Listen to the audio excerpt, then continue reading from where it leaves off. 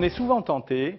de pouvoir remplacer un produit par un autre produit, soit parce que sa consommation ne nous convient pas, soit parce qu'on pense qu'on va varier les essences et donc avoir un peu de satisfaction en plus. Le problème se pose pour les fruits, les jus de fruits, les compotes et tous les dérivés, c'est-à-dire tout ce qu'on va trouver fait à base de fruits, comme notamment les smoothies à l'heure actuelle.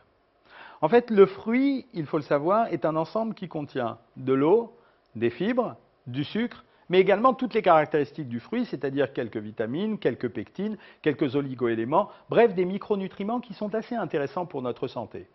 Quand il est transformé sous forme de compote, il ne perd aucune de ses particularités, sauf s'il est chauffé, car le fait de chauffer ce fruit va casser probablement une partie de ses apports en vitamines, et donc les lui en retirer, et puis transformer les fibres pour qu'elles soient un peu plus mixées, et donc un peu moins de fibres. Par contre, il contiendra toujours autant d'eau, sauf s'il en est perti à l'évaporation. Ce qu'on achète aujourd'hui, sous forme de jus de fruits ou de smoothie, sont des produits un peu différents. D'abord parce que la préparation qui a servi à faire ce type de produit, c'est souvent une préparation de type congelé, c'est-à-dire des purées de fruits qui ont été congelées il y a quelques mois de cela et qui ont été utilisées pour en extraire le jus et fabriquer un jus que l'on met dans des bouteilles ou pour fabriquer une espèce de purée diluée qui s'appelle smoothie. Mais c'est seulement à partir de ce moment-là que la transformation va s'opérer. Ces produits ont donc subi une double transformation. Premièrement, ils ont été faits à base de purée ou de fruits congelés qui ont donc perdu une partie de leur valeur nutritive, mais ensuite ils subissent une deuxième transformation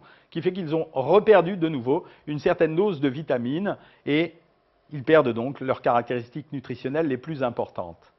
À moins qu'ils aient été enrichis en vitamines, ce que vous devez observer sur les boîtes, alors à ce moment-là, les jus de fruits et de smoothies n'ont pas les mêmes caractéristiques nutritionnelles que les compotes maison ou que les fruits